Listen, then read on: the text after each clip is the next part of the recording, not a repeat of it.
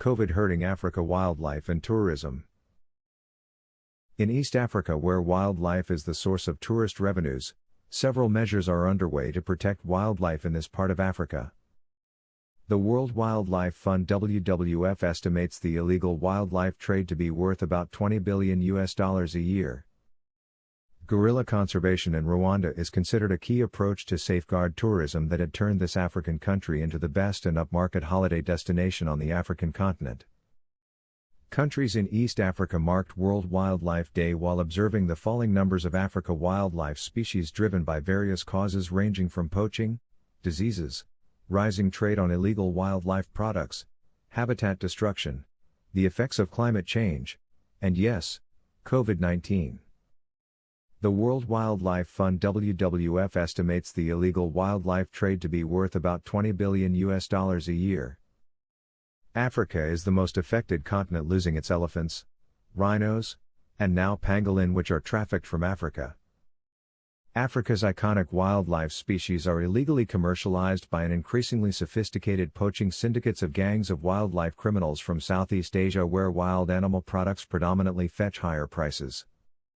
Against this backdrop, several African countries are looking to upgrade their tourism appeal through unique, sustainable wildlife exploration with deployment of high-tech solutions to control crime on wild animals. In East Africa, where wildlife is the source of tourist revenues, several measures are underway to protect wildlife in this part of Africa. Technology has enabled conservationists to better understand wildlife, as well as the threats it faces. In Kenya, the Old Pajeda Conservancy, in partnership with Fauna and Flora International (FFI), Liquid Telecom, and ARM, have together launched in 2019 a state-of-the-art wildlife protection technology laboratory. Old Pajeda is home to two of the world's last remaining northern white rhinos and takes the lead in black rhino conservation. Rhinos at this home can now be fitted with horn implants for real-time tracking, replacing the bulky traditional collars. Conservationists can now monitor all animals 24 hours a day, as well as track their health, body temperatures, and migratory patterns. WWF, in collaboration with conservation projects in Kenya, are supporting installation of cameras with thermal imaging technology to eliminate rhino poaching in 10 parks in Kenya. The cameras have heat sensors capable of detecting tiny differences in temperature, making it easy to detect experienced poachers who often work at night. This technology through special cameras was piloted at the Masai Mara National Park in 2016, with 160 poachers arrested in 2 years of its operations, Wildlife Conservation Reports from Nairobi said. Gorilla conservation in Rwanda is considered a key approach to safeguard tourism that had turned this African country into the best and upmarket holiday destination on the African continent. Tourists visiting the gorilla hotspots in Rwanda have increased by over 80% over the past 10 years. Tanzania has changed wildlife conservation from civilian to paramilitary tactics during the past 4 years, with positive development which has seen the increase of wildlife in key national parks, game reserves, and controlled areas. Paramilitary operation tactics have seen the arrest of poachers and other syndicates of crime against wild animals in Tanzania.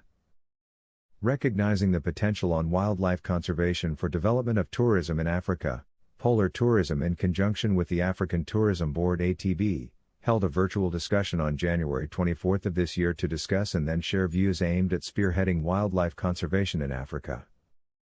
A series of new initiatives targeted to boost tourism in Africa in post-COVID-19, with a focus on new projects that would attract domestic, intra-African, and international tourists, were discussed at the virtual gathering.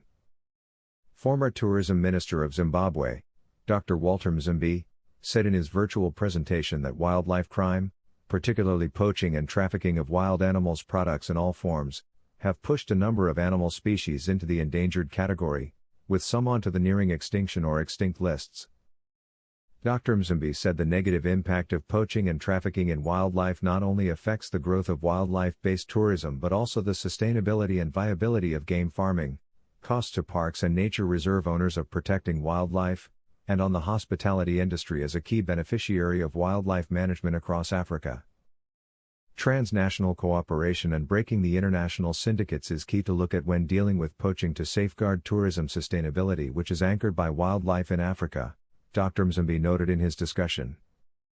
Based in Pretoria in South Africa, ATB is focused on permanent plans that may stimulate then help development of tourism in Africa with a focus at wildlife conservation for sustainable tourism development. World Wildlife Day takes place every year on March 3 to spearhead conservation and protection of wild animals across the world. #Rebuilding Travel.